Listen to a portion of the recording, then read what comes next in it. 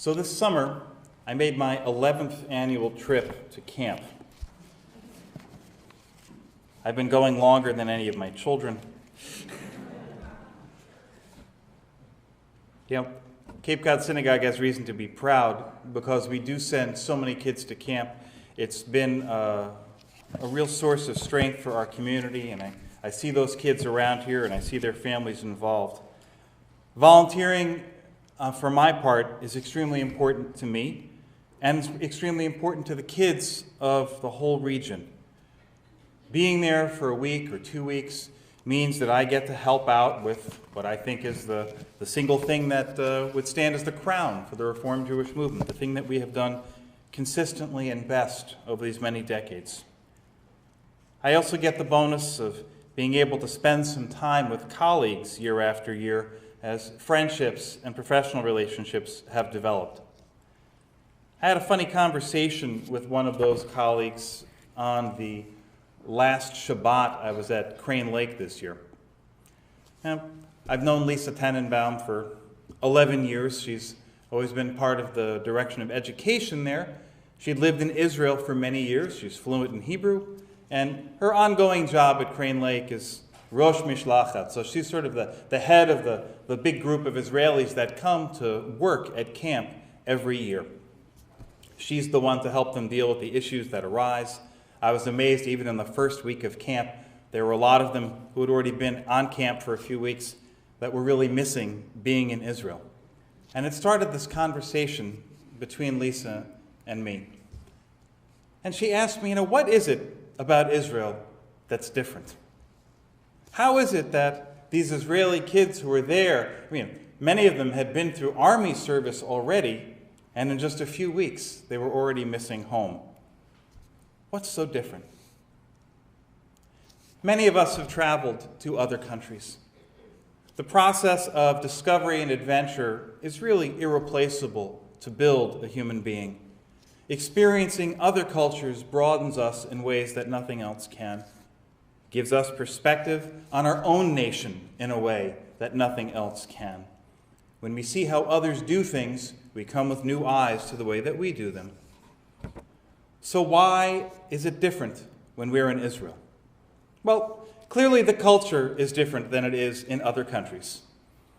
What some mistakenly perceive as rude or abrupt is just a hallmark of Israeli culture, which is very direct.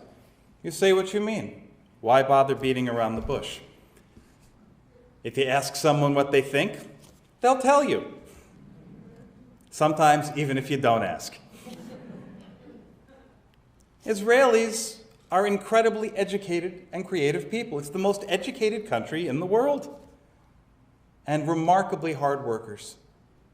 Any of us who've been there or have returned after a period of years can see it in action. The way the country has grown and changed is absolutely stupendous. It's not because of anything miraculous, although maybe a little, but because of the incredible hard work, creativity, and energy of the Israeli people. Most of all for us as Americans, there's that unspoken connection we have as Jews. It's the only place in the world where we can know what it means to be a majority, with all of the joys and all of the responsibilities that brings. There are more Jews in Israel than anywhere else in the world. It's a plurality, about 44% of the Jews in the world. Israeli society presents an interesting inversion to our own. Here, we are 2% of America's people, and the dominant culture is, of course, Christian. About 71% of Americans identify that way. Well, in Israel, it's about 75% Jews and 2% Christian. Almost a perfect inversion. And so I think when American Christians travel in Israel, they also get a special understanding of what it's like to be a Jew here. What I really enjoy and I think is different about Israel is that there's no need to explain anything. Right? It's the dominant culture as our culture in all the ways that we might think and in all the ways that we experience in the States on the other side. It's a place where kids have off from school for the week of Sukkot because, well, Why wouldn't you? The flag that flies has a Magen David because, well, duh, what else would you put on it? It's as natural as the St. George's Cross of England's flag.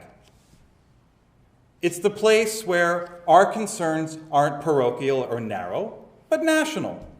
We have an identity that speaks for us and a government, a people in full. Israel is the place where Jews re-entered history. Being in a place that's fully your own, that's what it means to be home. Those of us who were not born on Cape Cod likely make up a large portion of the room. I can probably look across each row and see the people that were born on Cape Cod. I think I know who most of you are. The rest of us, what do we call ourselves? Washashores, of course. I don't even bother pretending. I live on Cape Cod, but I know better than to try and pass myself off as a Cape Codder, because I'm not, and let's face it, it shows pretty quickly. I'm very happy to live here, but I know full well the difference between being in a place and of a place. Here on Cape, I've had to learn the cultural and linguistic assumptions and cues as an adult. Of course, I've adapted, as have most of us, but it's the difference between speaking a second language well and speaking your first language. You get really good at it, but you're never really a native speaker. There's always something you miss. For most of our history of diaspora, some version of this has been our experience. As Jews, we've been in a place, but not of it. Jews of different countries were always Jews first. America has in some ways been different, enabling us to blend and belong better than anywhere else. And oh, have we returned that love. We have embraced the freedoms and values of America as our own. Jews in America have long been at the forefront of defending and expanding liberty in our country. A third of our Supreme Court are Jews. That's no accident. The pursuit of justice has long been a hallmark of Jewish thought. The reform movement through our Religious Action Center in Washington, D.C. keeps the pressure on every day. At the same time, we have a generation of American Jews who are feeling more American and less Jewish, and are growing more distant from our people in Israel, and I think to the detriment of both. Some of you may know the comedian Mike Birbiglia. He does a bit about his Italian identity, sort of based on the assumptions of others.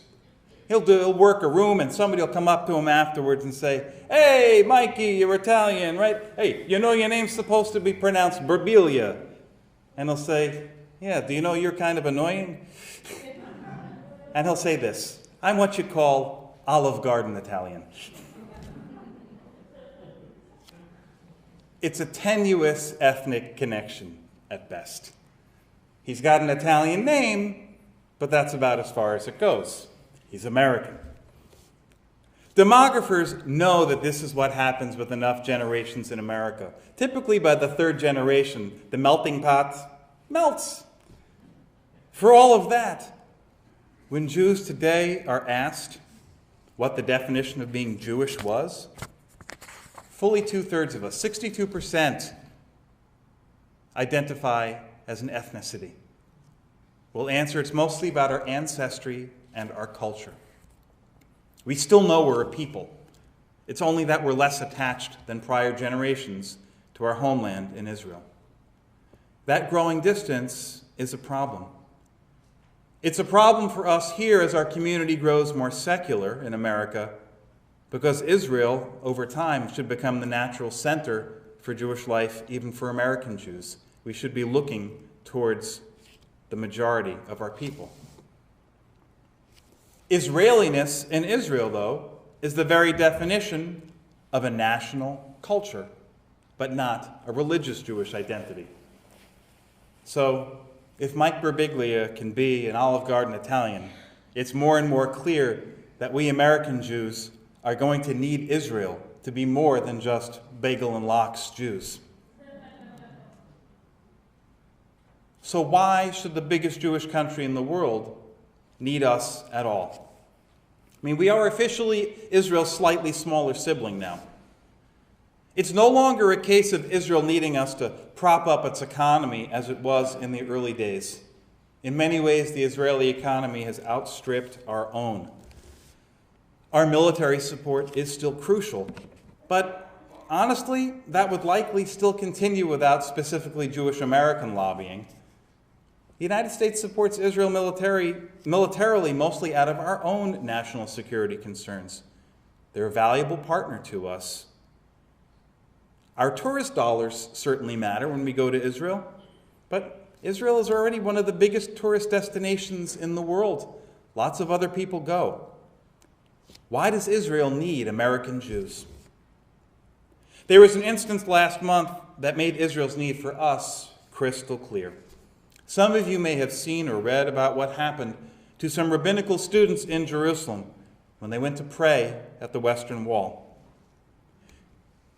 Only there for their third month, there were 4 women from Hebrew Union College in Jerusalem, the very same school that I attended. They were subjected to a humiliating experience.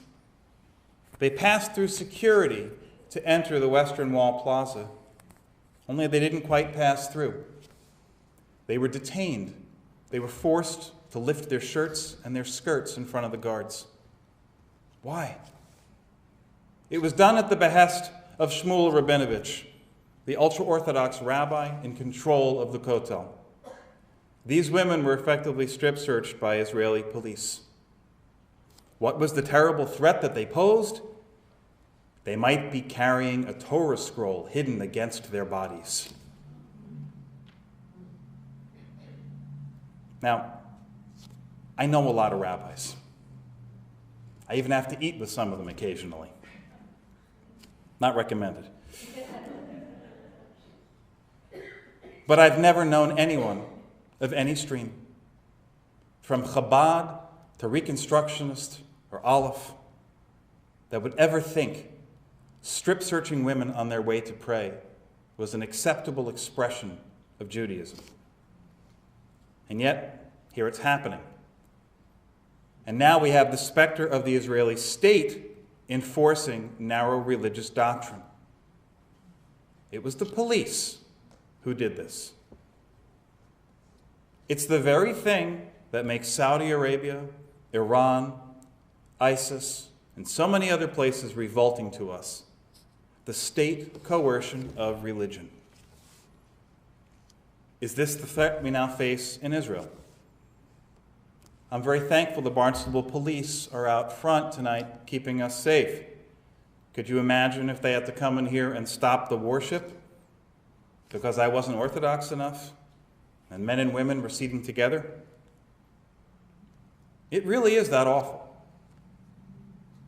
The unique historical experience of America's Jews is exactly what Israel needs to draw upon.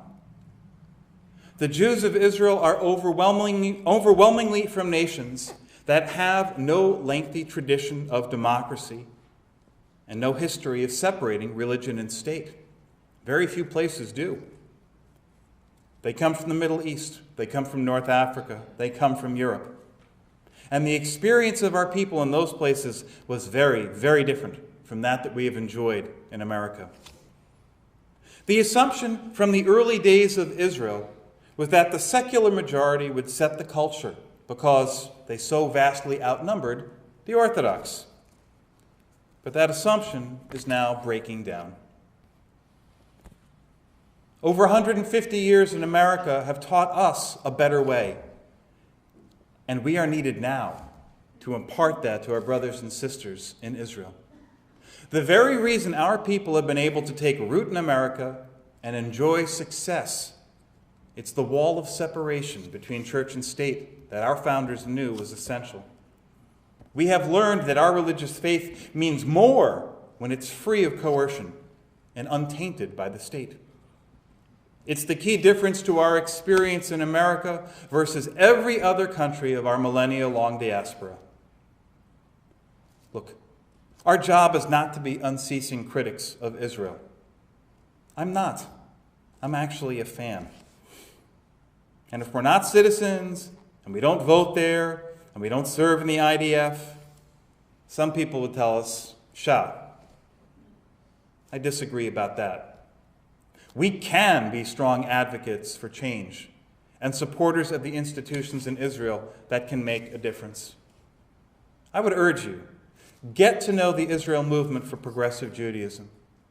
That's our sister movement, and they are supporting all of the non-Orthodox congregations in Israel. Get to know the IRAC, the Israel Religious Action Center. They are fighting court cases before the Israeli High Court to guarantee freedom and pluralism.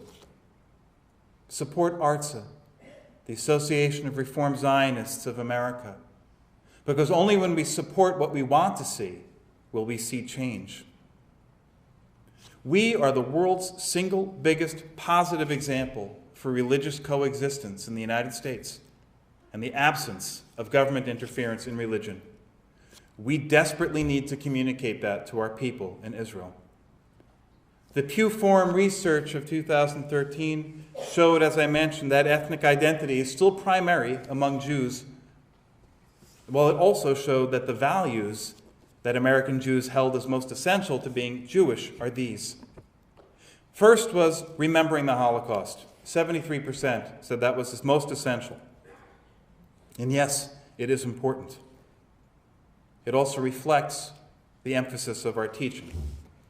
69% said leading an ethical life is essential as an expression of being Jewish.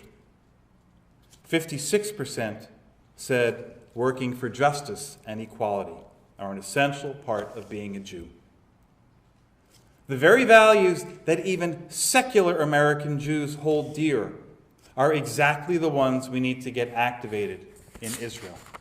This is the impulse we have to draw on as American Jews, because part of leading an ethical life is speaking out for what is right. And that means not here alone, but also in Israel.